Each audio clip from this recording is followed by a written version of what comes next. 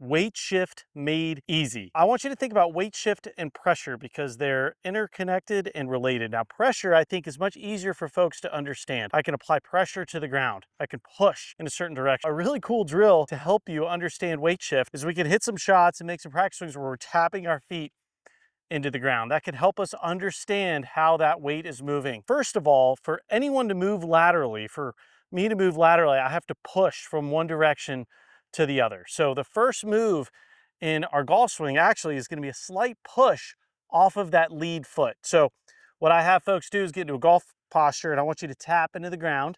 So we're tapping our feet, tapping our feet. So we start the backswing by tapping this lead foot pretty aggressively, and that moves us into our trail side. So we're tapping, boom, and then we're into our nice trail side. We've got good pressure, good weight shift here. This is the key where I see folks struggle, is they then don't move their pressure or their weight back to their lead side fast enough. So as we're tapping, we push to start.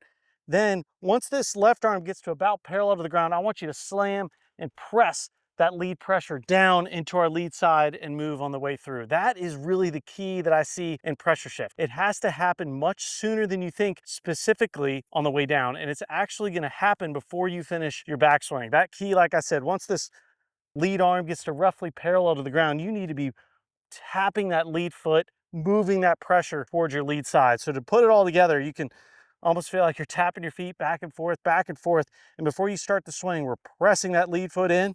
Then we move to our right side, and then bam, we're pressing back as we move on the way through. So you could do some practice swings, and then you could actually hit some shots doing it like this. So watch me hit this shot.